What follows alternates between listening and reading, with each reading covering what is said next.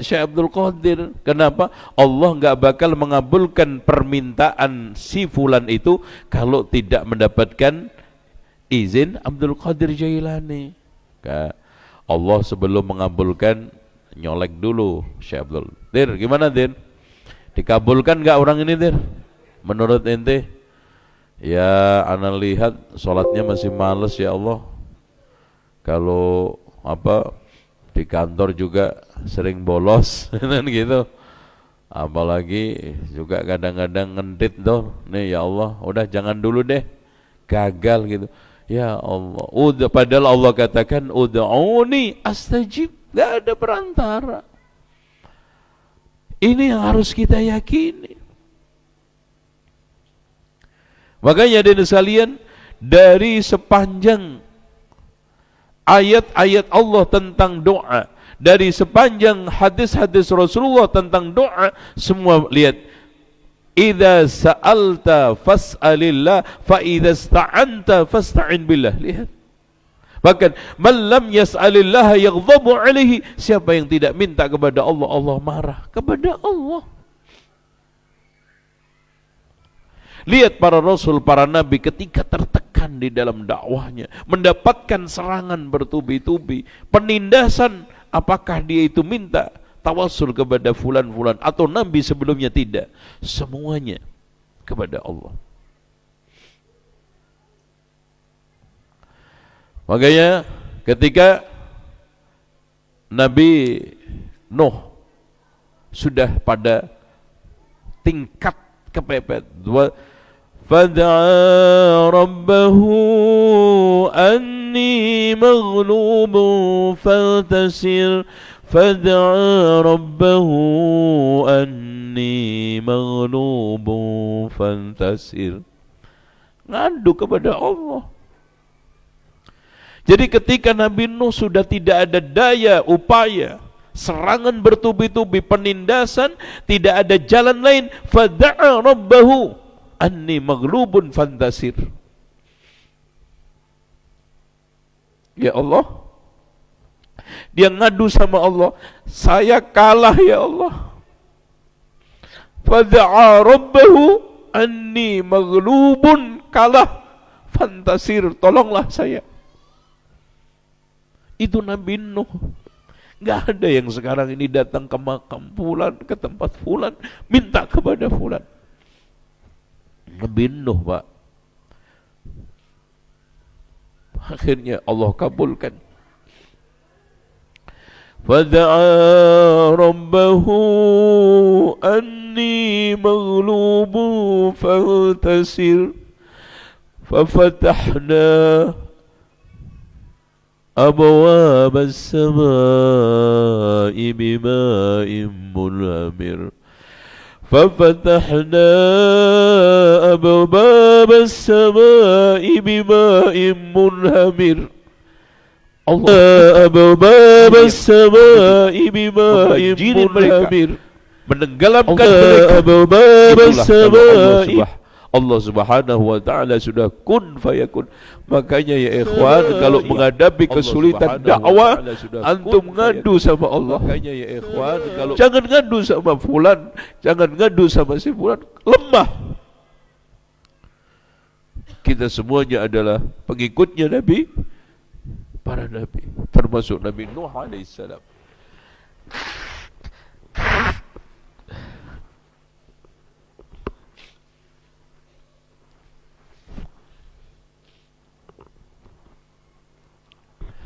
Karena hadirin sekalian, manusia itu lemah,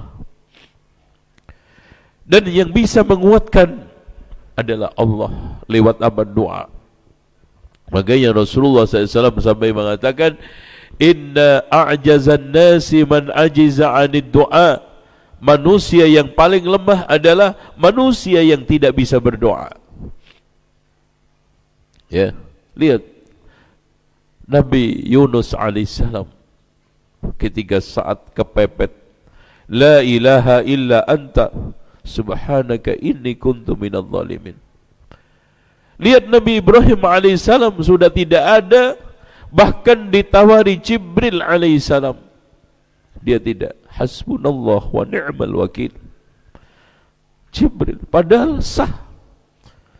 Ketika itu Jibril datang kepada Nabi Ibrahim saat Nabi Ibrahim sudah di tempat yang melempar dia ke api. Jibril, kamu mau selamatkan? Tidak.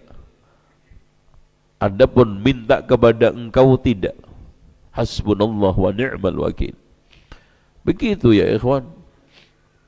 Tapi lihat sekarang bagaimana mudahnya manusia minta kepada selain Allah, tergantung kepada benda-benda keramat, minta kepada selain Allah, tergantung kepada hal-hal yang sekarang ini enggak jelas. Akhirnya bukan malah solusi yang dia dapatkan, akhirnya sekarang ini bukan masalah makhraj yang dia dapatkan, tetapi kesulitan demi kesulitan. Karena kemudahan itu hanya didapat karena wa may yattaqillaha yaj'al lahu makhraja wa yarzuqhu min haitsu la yahtasib.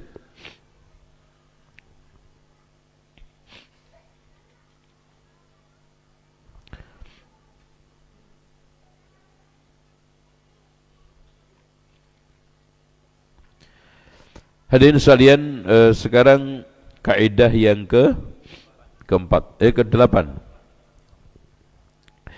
Dibolehkan minta bantuan ke makhluk dengan 2 syarat. Ya, istighosah itu meminta bantuan kepada makhluk boleh dengan 2 syarat. Yang pertama, yang dimintai bantuan hidup dan hadir. Contoh, minta bantuan untuk ngangkut barang ke kendaraan, itu namanya minta bantuan, istighosah. Dan syarat yang kedua, hendaknya yang dimintai bantuan itu mampu. Jadi kalau sekarang orangnya tidak ada, perkaranya tidak mampu, maka itu jatuhnya syirik. Contoh, orangnya enggak ada, di alam gaib sudah minta apa? Jodoh, minta dagangannya dilarisin, minta pangkatnya naik, mampu enggak? Enggak mampu, Pak. Dulu aja ketika hidup mungkin yang ada di kuburan itu lama banget, anaknya nikah enggak dapat jodoh. Lama banget dagangan enggak dapat. Bahkan ada yang nawarin jimat ini jimat itu supaya cepat dapat kerjaan. Ponakannya ngelamar sono ngelamar sini enggak diterima-terima. Itu kan bohongan aja. Kalau dia punya penglaris, ngapain dikasihkan ke orang lain? Kasih aja ke adiknya, kasih aja ke pamannya, ke ponakannya, ya kan? Kaya duluan kan bagus daripada orang lain yang kaya. Itu loh. Semuanya hanyalah tipuan. Tuh. Ya.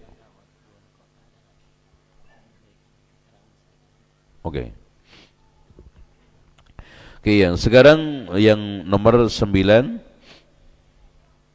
At-tasi' man sarafa syai'an min al-ibadah li ghairillah faqad asyraka billah.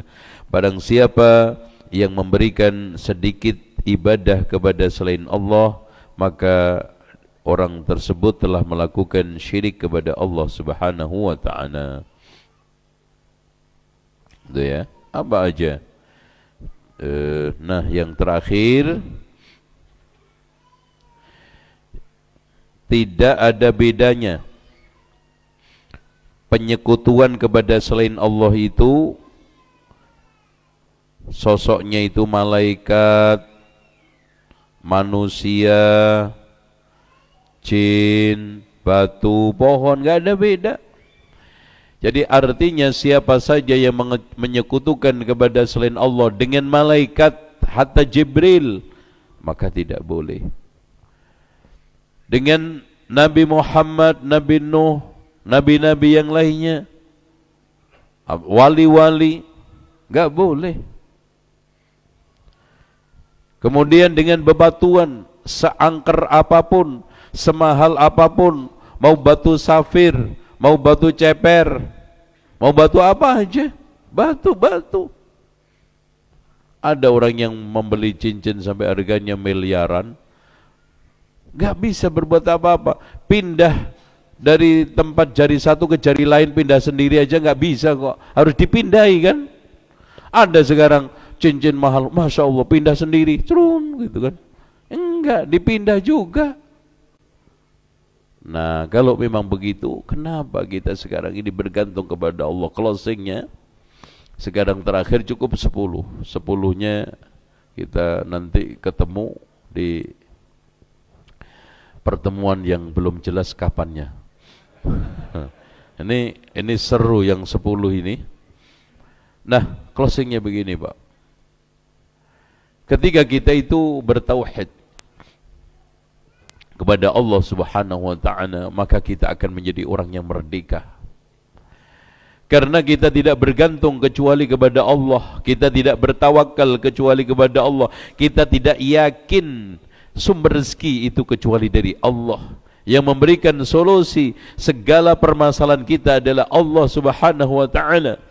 Pada saat itulah insyaallah kita akan menjadi orang yang kuat, menjadi orang yang hebat, mukmin kamilul iman. Mudah-mudahan 10 tauhid ini, 10 kaidah ini bisa antum cermati, cerna, hayati dengan baik, kemudian kita amalkan. Nah, di akhir daripada kajian saya, closingnya gini Pak, memang kita tidak mengingkari di tengah masyarakat kita sekarang yang majemuk, multikultur, kita di dalam berdakwah ada idealitas, ada realitas. Oleh karena itu, ud'u ila sabili rabbika bil hikmah wal mau'izatil hasanah wajadilhum billati hiya ahsan. Dan seorang dai itu harus tegak, teguh, tapi juga harus bersikap moderat, tidak anarkis. Karena pada akhirnya Pak, seorang itu kan tidak akan bisa dipaksakan untuk meyakini sesuatu sebelum adanya kedekatan, persahabatan, dan kesadaran. Apalagi di sana ada beda agama. Oleh karena itu, dakwah kita tetap menjaga etika, dakwah kita tetap menjaga toleransi, dakwah kita tetap bersikap santun, sopan, damai. Karena pada akhirnya la ikraha fiddin. Untuk menuju kepada kesadaran dibutuhkan ilmu, dibutuhkan kedekatan, dibutuhkan penyadaran. Dari situlah maka tidak ada syarat, tidak ada cara yang paling tepat untuk menuju kepada hal tersebut, memperpadat volume ilmu. Fa'lam annahu la ilaha illallah. Menuju kepada tauhid, ilmu. Makanya dari sinilah Imam Al-Bukhari membuat bab al-ilmu qabla al-qawli wal-amal. Ilmu itu sebelum berucap sama bertindak. Ya, antum jangan beraksi dulu, jangan bergerak dulu sebelum antum kuasai ilmu dengan baik. Diawali dari ku anfusakum wa ahlikum, kemudian keluarga kita, kemudian masyarakat kita. InsyaAllah Baryaman atau Pariaman akan menjadi Serambi Mekah yang kedua lagi.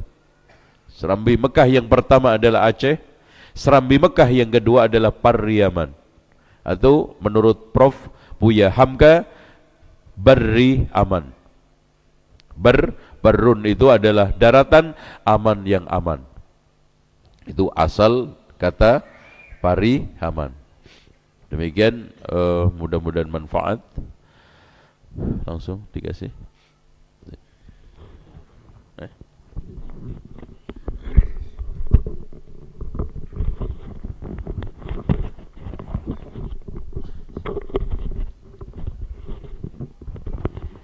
Alhamdulillahirrabbilalamin. Kitab yang dibawa oleh beliau cukuplah mengesankan dan berpengaruh kepada tauhid kita. Cuman waktunya tidak bisa kita teruskan. Pertama, orang tua kita dari Pemda Pariaman dah ada belakang terlambat sebentar. Tadi kemudian kita minta para beliau ya taujihat ke depan. Karena saya sudah bilang sama beliau 6 bulan ke depan tolong kami dikasih masjid mana yang baik untuk daurah yang ketiga. Beliau ngangguk. Alhamdulillah dia tidak payah-payah lagi penelitian nanti mencari masjid. Tanya pada Pak ada Buya Samswardi Kesra, Kabak Kesra Pariaman. Beliau ada di belakang, insyaallah kita minta taujihat beliau ke depan apa yang akan kita kerjakan. Sesuai dengan apa yang Buya katakan tadi, beraman, dataran tinggi aman. Aman dari segala-galanya. Aman dari hujat menhujat, aman dari binatang buas, aman dari perang dan lain sebagainya. Saya sudah baca berkali-kali beraman itu. Yang kedua, panitia tadi ada punya kotak kosong. Sambil menjalankan kotak kosong, ada beberapa pertanyaan yang dilontarkan, ada hadiah.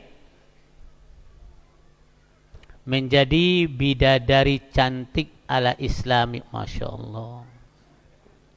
Antum nulis sih? Oh, untuk saya satu. Masya Allah. Ini luar biasa ini. Lebih nih. Iya. Menjadi bidadari cantik ala Islami. Ya, pertanyaannya apa sih?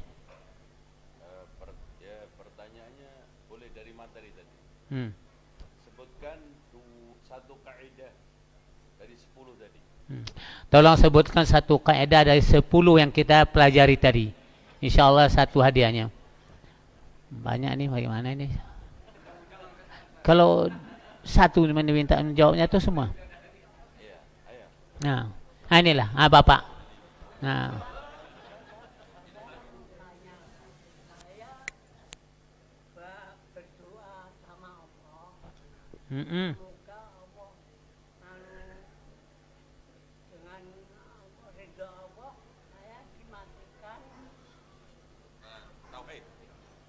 Wah, ini Masya Allah, ini. Dapat hadiah.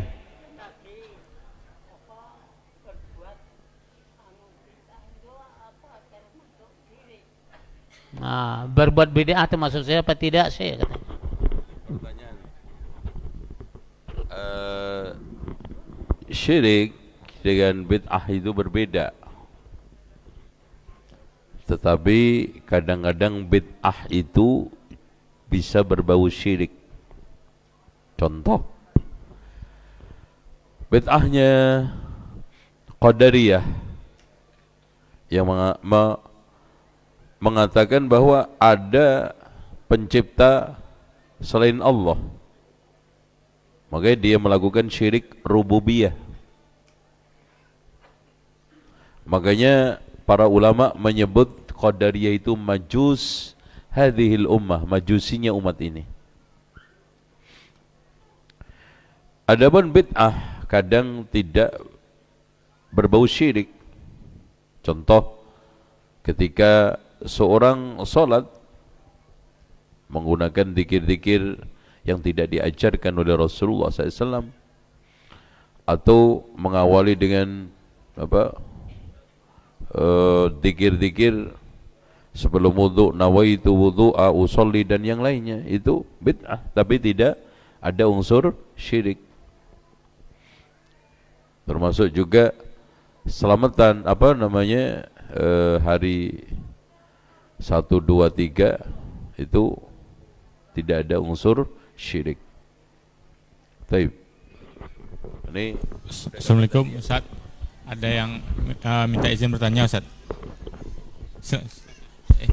Jadi jawabannya Bapak, bid'ah dengan syirik tidak sama. Cuma saja bid'ah itu bisa membawa pada syirik. Kalau diyakini bisa membawa kepada syirik. Jadi pisahkan ini syirik, ini bid'ah. Keduanya akan dibikin. Keduanya tidak boleh dibikin. Nanti akan terjerumus kita kepada kesalahan. Itu jawaban beliau. Dah ya, itu hadiahnya. Baca, bisa baca? Bisa. Akhirnya kalau dibuka pertanyaan sampai Jumat tidak selesai ini. Ya, tidak selesai. Tapi satu yang minta. Makaram ya. Ini kepada Buya Samsuardi kami minta waktu sedikit untuk memberikan taujihat daurah ke depan dan bagaimana tanggapan pemerintah kita dengan adanya ini semua. Syukuran kepada beliau, kami silakan.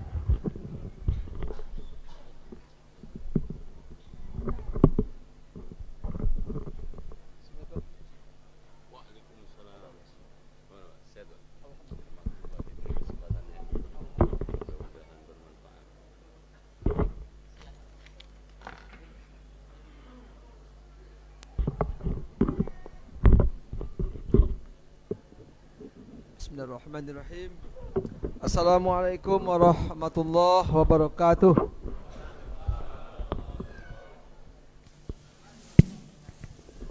Alhamdulillah wa syukurillah, la ilaha illallah, sallallahu alaihi wasallam, la haula wa la quwata illa billah. Yang kita hormati panitia yang telah mengangkatkan acara yang baik ini, yang kita muliakan Al-Mukarram Al-Ustadz yang telah memberikan tausiah kepada kita bersama, yang kita hormati dan kita banggakan Bapak, Ibu-ibu di belakang, Bapak, saudara, adik-adik, anak-anak kami juga ada yang kecil-kecil. Alhamdulillah. Mari kita mengucapkan kepada Allah rasa syukur dan bahagia di hari yang mulia ini, pada hari Jumat.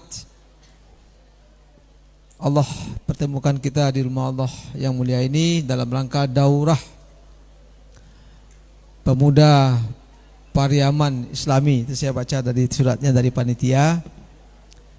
Dan Pak Wali diundang pada acara yang mulia ini. Kebetulan Pak Wali Kota Pariaman, Bapak Dr. Haji Jenius Umar SOS MSI sedang acara di Pekanbaru, maka dia perintahkan kami Haji Samsuardi Kabak Kesra untuk menghadiri pertemuan yang mulia ini.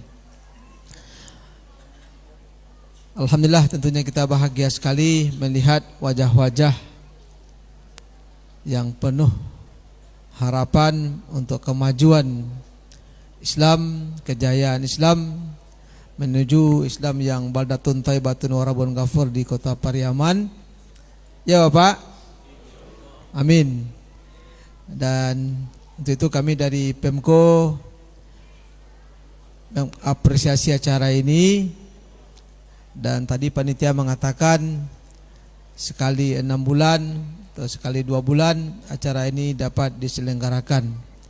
Tentunya kita di Pemko sangat menyambut baik, karena kegiatan yang baik ini, tausiah ini, halakah atau jemaah ini tentu memberikan rasa nyaman dan bahagia kepada kita semua. Apalagi tadi mubalik kita, Ustadz kita telah memberikan tausiah kepada kita, ada 10 langkah ya Pak, untuk dapat meraih kebahagiaan di dunia, tentunya juga sampai ke akhirat kelak. Untuk itu Allah katakan di surah Al-Qasas 77 itu, wa bataghi fima taqallahu daral akhirah wa la tansa nasibaka minad dunya wa asin kama asanallahu ilaik wa la tafgil fasada fil ard innallaha la yuhibbul mufsidin. Dan ini langkah-langkah bagi kita untuk merebut kebahagiaan kita di akhirat dan tidak melupakan nasib kita di dunia, dan selalu berbuat baik sesama kita dan jangan berbuat kerusakan di muka bumi. Dan insyaallah Allah sangat cinta kepada orang yang berbuat kebaikan dan membenci orang berbuat kerusakan. Untuk itu sekali lagi pada kesempatan yang berbahagia ini, kepada Al-Ustadz Al-Mukarram kami mengucapkan banyak terima kasih atas tausiahnya kepada warga kami. Mudah-mudahan acara ini diberkahi dan diridhoi Allah Subhanahu wa taala, dan tentunya masjid-masjid lain akan dapat kesempatan, sebagaimana juga kami di Kota Pariaman untuk ASN melaksanakan wirid itu bergantian di masjidnya. Kita ada 4 kecamatan Ustaz. Ini Pariaman Tengah, Pariaman Selatan, Pariaman Timur, dan Pariaman Utara. Tentunya nanti Pariaman Utara dapat kesempatan menjadi tuan rumah, Pariaman Timur juga, Pariaman Selatan juga. Kepada panitia kami pesankan, tentunya kalau acara seperti ini menghadirkan Pak Wali Kota, setidaknya pengurus masjid, Pak Lurah, Pak Camat tentu juga dihadirkan. Setidaknya kalau nanti Pak Wali datang, mereka tentu akan kena telepon. Hanya sekecian mereka tidak tahu dah Pak Wali, akhirnya kan bermasalah kita. Dan tapi kalau yang datangnya Kabak Kesra, insyaallah alhamdulillah aman. tidak masalah. Makanya kalau pimpinan nomor 1 yang hadir tentu pimpinan di bawahnya harus tahu, karena memang ini sudah bagaimana Pak Ustaz katakan tadi bahwa Allah meliputi, tentunya Pak Lurah harus tahu juga ada kegiatan ini di wilayahnya. Makanya tadi sampaikan pada Geral, tolong ke depan kalau ada acara ini lagi, tolong dikasih tahu Pak Lurahnya, pengurus masjidnya, dan Pak Camatnya. Hadirin Bapak-bapak yang kita muliakan, itu saja yang dapat kami sampaikan. Alhamdulillah, mudah-mudahan kita semua mendapat berkah dan redha dari Allah dalam kegiatan yang mulia ini. Dan sekali kami ucapkan banyak terima kasih kepada Al-Mukarram, dan untuk ke depan mudah-mudahan di acara ini kita ketemu lagi. Dan mudah-mudahan di pertemuan yang akan datang Pak Wali Kota Bapak Dr. Haji Jeni Rumah SOS MSI bisa hadir bersama kita. Amin. Demikian saja yang dapat kami sampaikan. Terima kasih. Assalamualaikum warahmatullahi wabarakatuh.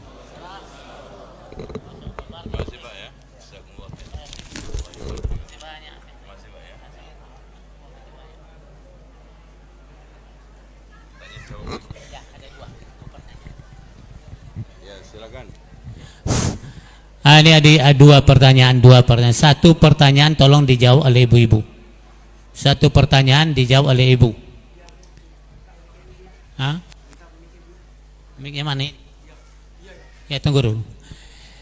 Pertanyaannya yang sering kita dengar nih, apabila ibu-ibu tersinggung perasaannya, hukum akalnya hilang. Sementara hukum perasaan tidak ada dalam Islam, hukum akal yang ada. Tolong jelaskan Pak Ustaz, bagaimana menaruhkan hukum perasaan ini sama dengan hukum akal. Setidak-tidaknya adalah dapat kedudukan hukum perasaan ini. Baik, memang secara umum wanita itu lebih menonjol perasaannya daripada akalnya.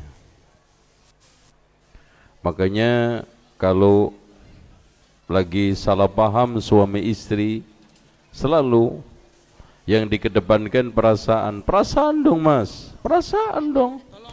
Otak no pakai otak, punya otak nggak lo? Gitu. Jadi yang laki kelebihan otak, yang perempuan kelebihan perasaan. Nah, sebetulnya mau otak mau perasaan itu adalah modal diri manusia. Dan itu akan menjadi kebaikan kalau semuanya diperturutkan ke dalam syariat. Makanya Allah berfirman, wa amma man khafa maqama rabbih wa nahan nafsa 'anil hawa fa innal jannata hiyal ma'wa. Itu ya. Nah,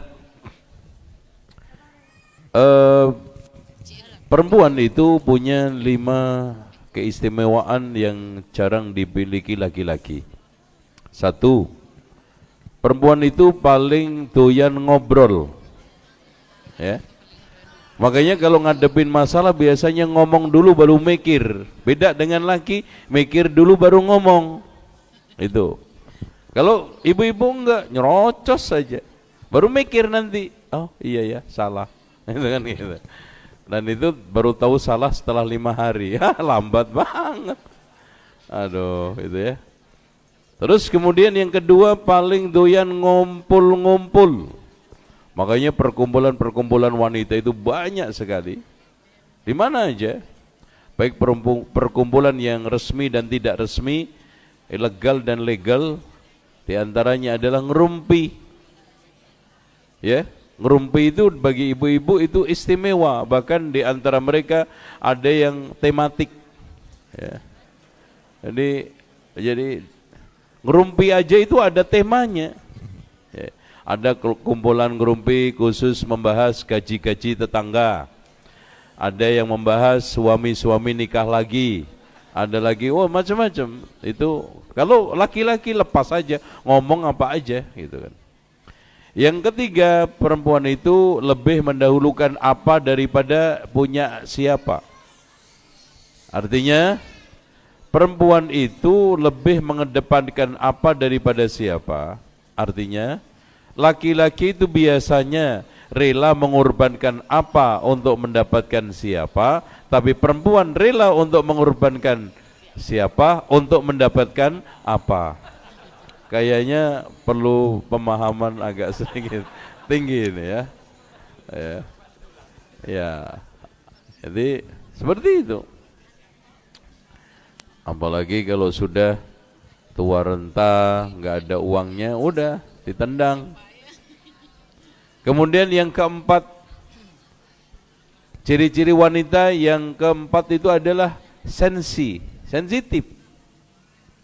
Laki-laki dikritik sandalnya, dikritik sepatunya, dikritik kopiahnya, bajunya cuek-cuek aja, paling senyum-senyum. Coba ibu-ibu omongi kudungnya, jubahnya, pulang adem panas. Ya, tersinggung karena sensitif. Nah, yang terakhir, yang tadi itu perasaannya itu sangat tinggi, perasaan itu sangat sensitif. Makanya segala sesuatu itu kadang-kadang selalu diselesaikan dengan perasaan. Akhirnya apa? Yang terjadi ketersinggungan. Kalau yang laki-laki sering diselesaikan dengan akal, makanya yang terjadi, ini kritik juga, akal ketidakpedulian. Jadi kurang membaca perasaan. Makanya untuk membahagiakan istri itu satu, dengarkan keluh kesahnya. Itu satu. Terus tawarkan jalan-jalan. Terus kemudian yang ketiga, ajaklah bernostalgia. Dulu ketika awal-awal nikah pernah naik angkot, itu naik lagi nggak apa-apa. Apalagi dulu pernah kecopet, kecopetan lagi. Wah, itu lebih manis lagi. Ya. Kalau berjalan digandeng, diremas tangannya, itu nggak ada masalah. Ya. Terus kemudian yang tidak kalah pentingnya adalah ajaklah bercanda. Itu tip untuk membahagiakan istri. Nah, ada masalah yang sensitif buat untuk semua laki-laki, ini perempuan, yaitu poligami. Ya, ini saya sampaikan mudah-mudahan ini dan yang awal dan yang terakhir. Nanti nggak boleh nanya lagi maksudnya. Masalah poligami itu bukan masalah kenikmatan. Masalah poligami itu bukan sesuatu ghanimah, tetapi amanah. Tetapi itu adalah syariah. Bahkan Allah menegaskan awal asal nikah itu poligami. Satu itu pengecualian. Lihat firman Allah di dalam Al-Quran. Fankihu ma taba lakum minan nisa'i masna. Jadi nikah itu dua dulu. 2, 3, 4. Baru kalau nggak bisa, fa in khiftum alla ta'dilu, kalau tidak mampu berbuat adil, takut berbuat adil, satu saja. Jadi satu itu nikah ketakutan. Ya. Ini Allah yang mengatakan, fa in khiftum. Jadi kalau antum takut tidak bisa berbuat adil, satu saja. Udah. Iya, makanya ini banyak laki-laki istiqomah. Ikatan suami istri, takut istri di rumah. Ikatan suami takut istri di rumah. Atau takwa, takut istri tua. Ustaz izin bertanya di luar tema.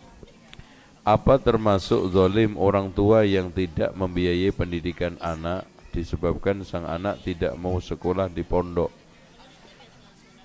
Secara umum nafkah itu ada 5 yang wajib diberikan oleh orang tua kepada anak. 1, pendidikan. 2, kesehatan. 3, papan. 4, pangan. 5, sandang. Ini wajib. Berbeda-beda kemampuan dengan berbeda jenis itu soal lain. Karena Allah berfirman, "Faman qaddara 'alai rizqu falyunfik mimma atahu Allah."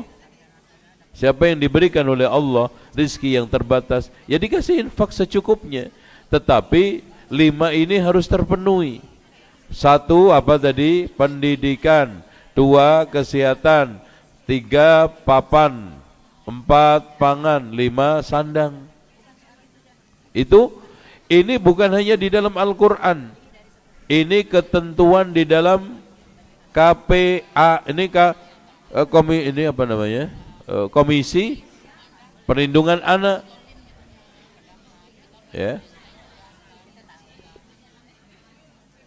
Islam juga, Amnesty International juga, semua. Apakah berdosa orang yang bila tidak memasukkan anaknya ke pondok, bisa anaknya sudah masuk usia balik? Tapi soal masalah sekarang ini, masuk pondok atau tidak. Sekarang gini, persoalannya bukan pondok. Orang tua ini bisa enggak memenuhi pendidikan agama secara mandiri? Bisa enggak mewujudkan ku anfusakum? Karena memang pertanggungjawaban utama pertama bukan setelah menyelesaikan 5 nafkah tadi, tetapi utama pertamanya tanggung jawab ku anfusakum. Pak, keberhasilan orang tua itu bukan hanya sekedar dia bisa ngasih makan, tapi menyelamatkan anak istrinya dari neraka itu utama pertama. Makanya dalam hadis Rasulullah sampai mengancam, ma min abdin mu'minin yastar'ihi lahu ra'iyatan yamutu yawma yamutu wa huwa ghashin li ra'iyati fa haramun 'ali rahiyatul jannah. Seorang hamba mukmin mana saja ketika diberikan tanggung jawab oleh Allah, termasuk pendidikan anak, termasuk tanggung jawab istri anak, mati saat mati dia menipu terhadap tanggung jawabnya, dia tidak menemukan baunya surga. Itu ya.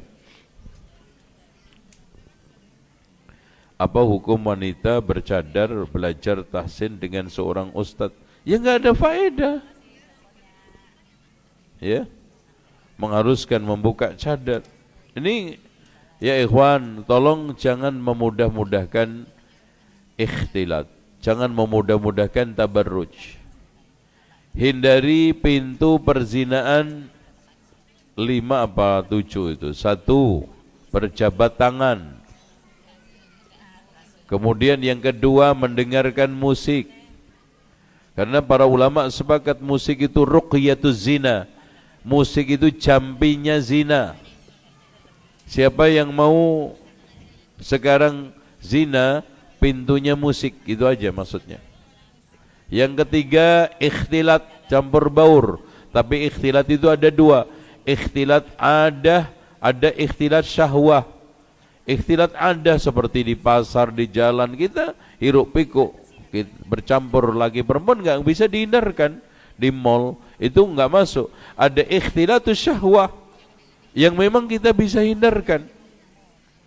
Contoh, ikhtilat di kelas, kita bisa pisah. Pernah ada salah seorang kiai ngelola pondok, muridnya ikhtilat. Saya ingatkan, Pak Kiai, ini apa enggak bahaya? Enggak apa-apa Ustadz untuk melatih. Melatih apa Pak Kiai? Biar nanti tidak penasaran. Nah sekarang Bapak Kiai sama istri berpuluh-puluh tahun itu enggak penasaran sama istrinya. Padahal senggolan terus. Enggak ada bosen. Ada. Ini suami istri Pak. Berpuluh-puluh tahun. Tidur bareng, senggolan bareng. Netral enggak? Enggak ada. Apalagi ini enggak ada hubungan apa-apa. Tuh. Terus kemudian khalwah, yaitu apa? Khalwah berduaan. Ya, kadang-kadang di sebagian tempat itu malah difasilitasi, dibikin taman jomblo, taman jompo, taman gendeng, ya. Karena tempat kumpulnya orang-orang gendeng itu. Ya, karena sekarang ini aneh-aneh, semakin gila itu semakin dapat viral, makanya sampai ada wali gila, namanya wali jadab. Wali jadab itu wali gendeng terhormat. Itu namanya wali jadab. Itu semuanya. Nah, ini termasuk pemicu daripada zina yang selanjutnya adalah safar tanpa disertai mahram. Makanya di Islam itu la tusafirul mar'atu masafata qasrin illa wa ma'hadi mahramin minha, karena potensi besar. Ustaz izin bertanya, bagaimana menyikapi kegiatan yang mengandung unsur syirik namun dijadikan budaya oleh pemerintah? Begini Pak, memang kita tidak ingkari bahwa Indonesia ini adalah multikultural. Ya, budaya, adat istiadat itu sangat majemuk. Multi etnis juga. Ya. Masya Allah, etnis apa aja itu di Indonesia itu ada. Terus kemudian multi suku, suku juga apa aja di sini, Masya Allah. Ribuan suku. Ada multi agama, agama juga subhanallah ada semua di Indonesia. Multi budaya. Jadi dalam konteks seperti ini, sekarang ini didukung dengan apa? Desentralisasi. Maka pemda-pemda seluruh Indonesia itu dianjurkan untuk memberdayakan semua itu. Emang kita tidak ingkari hal-hal itu menimbulkan pelanggaran. Kebijakan-kebijakan itu kita perlu koreksi, kita perlu evaluasi. Tetapi harus dengan hikmah, harus dengan bijak. Karena kita menghadapi sesuatu realitas yang kita tidak boleh anarkis, tidak boleh memaksakan kehendak, tidak boleh sekarang ini menggunakan cara-cara kekerasan. Nanti akan timbul maslahat belum tentu terwujud, madarat belum tentu hilang, kita kena stempel stigma intoleran, radikal, ekstrim. Akhirnya dakwah kita tidak bisa bergerak. Oleh karena itu ikhwah, ana sarankan sekarang yang paling utama pertama adalah menyebarkan ilmu. Ilmu bil kitab was sunnah. Makanya ketika Ali ditanya tentang masalah fitnah, satakunu fitanun, akan terjadi fitnah. Wa mal makhraj, apa sekarang jalan keluarnya? Kitabullah. Kitabullah. Karena ciri dari kitabullah, man qala bihi sadaq, siapa yang berbicara pasti jujur. Wa man hakama bihi adil, siapa yang menghukum dengannya pasti adil. Wa man da'a ilaihi hudiya ila siratim mustaqim, siapa yang mengajak kepadanya pasti dia akan mendapatkan jalan yang lurus. Makanya Allah juga berfirman, wa may ya'tasim billah, barang siapa yang berpegang teguh kepada Allah, maka dia akan mendapatkan jalan yang lurus. Nah, dengan ilmu itulah nanti akan muncul kesadaran. Kesadaran dari individu kepada kolektif, kolektif kepada masyarakat, kepada seluruhnya. Ikhwah sekalian, antum lihat Rasulullah ketika mendapatkan Ka'bah berisi kurang lebih 360 patung. Apakah Rasulullah SAW menghancurkan patung-patung itu? Tidak. Tapi Rasulullah SAW menghancurkan keyakinan-keyakinan patung itu yang ada di dalam pikiran-pikiran orang-orang jahiliyah. Makanya akhirnya yang menghancurkan patung itu siapa? Mereka sendiri. Yang menghancurkan patung-patung itu adalah mereka-mereka yang dulu membangun patung itu. Kenapa? Karena setelah muncul kesadaran. Apa faedahnya sekarang ini patung atau yang lainnya keramatan? Kalau sekarang ini mereka-mereka yang membuat masih berkeliaran dan masih tidak berubah. Seandainya itu antum hancurkan, dia akan bikin lagi. Seandainya itu antum gusur, muncul lagi. Karena mental-mental itu masih tumbuh berkeliaran. Makanya dakwah. Memulai kul hadhihi sabili, dakwah itu syaratnya ada 6. Qul hadhihi sabili, harus tahu manhajnya Rasulullah. Ad'u ila Allah, betul-betul dakwah kepada Allah, bukan dakwah kepada pribadi, kepada kelompok. Ada basiratun, ilmu dan yakin. Ana wa man ittaba'ani, mengikuti Rasulullah SAW. Fa subhanallah, di dalam dakwah itu hanya takut kepada Allah, memuji Allah, bergantung kepada Allah. Wa ma ana minal musyrikin, dakwah itu harus tegas. Mas, kita itu punya status. Status itu harus kita teguhkan. Kalau antum Lombok, ya jadilah Lombok.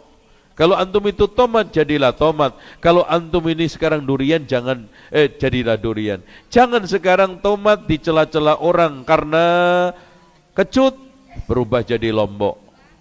Nanti dicela Lombok itu berubah jadi tomat. Nanti setelah dicela dua-duanya jadi durian. Repot, antum gak punya pribadi dan kepribadian. Ketahuilah, Lombok itu dicela karena kepedesan. Tapi ketahui ketika dia konsisten dicari orang manfaat. Selagi antum bisa menghadirkan manfaat seperti Lombok, antum jangan minder untuk menegaskan, Mas, aku itu Lombok pedes ya, hati-hati. Ya kalau nanti kesinggung saya, ya saya ini Lombok bukan tomat. Kalau mau kecut, ya sono aja ke tomat. Kalau mau manis, ke durian. Saya itu Lombok. Karena pada akhirnya Pak, ahabbun nasi ilallahi anfa'uhum linnas. Wa ahabbul a'mali ilallahi sururun tudkhilu ala muslim. Dengan apa? Dengan Islam. Ku anfusakum itu dengan Islam. Kita ajak manusia kembali kepada Islam. Kita berdakwah ini kepada Islam, tidak kepada yang lainnya. Dai itu Pak, viral enggak viral, yang ikhlas sama saja. Terkenal enggak terkenal sama saja. Jamaah banyak sedikit itu sama saja. Dan ini butuh latihan. Karena ada sebagian dai itu targetnya viral, targetnya jumlahnya banyak. Kalau jamaahnya enggak banyak, enggak mau datang. Udah konser aja ente. Imam Malik Alfiyah ibnu Malik itu Pak. Antum tahu enggak Alfiyah itu ditulis dari mana? Beliau setiap kajian subuh enggak ada yang datang. Akhirnya dia manfaatkan untuk nulis. Enggak ada yang datang. Nunggu Pak. Itu dalam waktu yang cukup panjang. Sampai beliau nulis Alfiyah ibnu Malik. Manfaat untuk umat. Makanya saya enggak pernah pusing dakwah kemanapun. Bahkan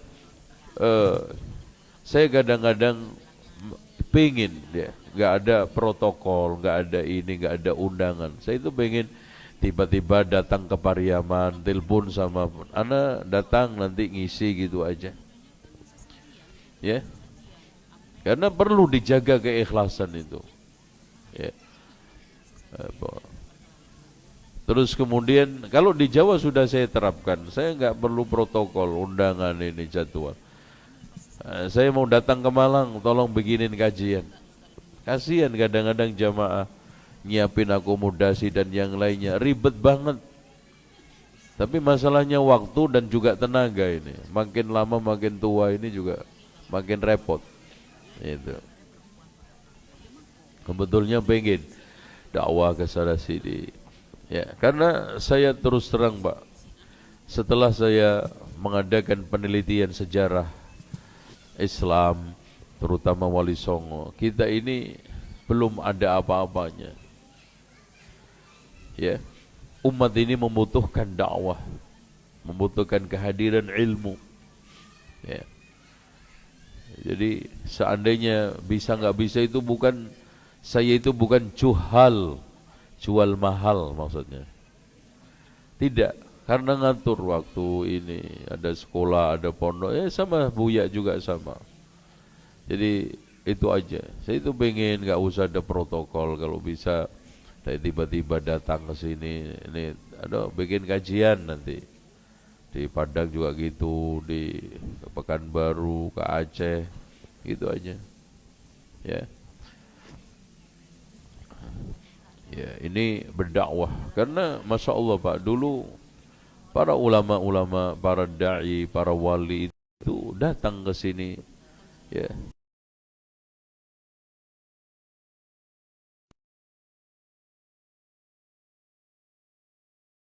Enggak ada masjid, alhamdulillah masjid besar begini kan. Tentang kurikulum merdeka. Ini kemarin alhamdulillah ya juga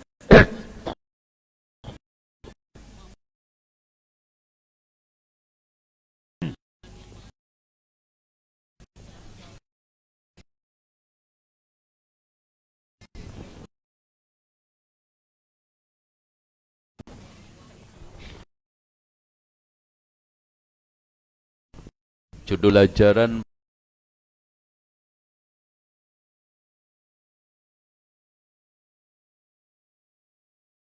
pendidikan basis Satya.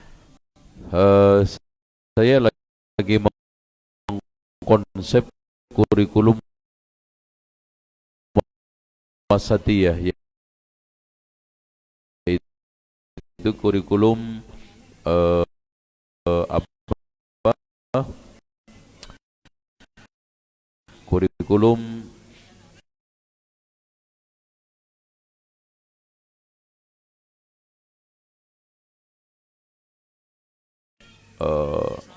yang berbasis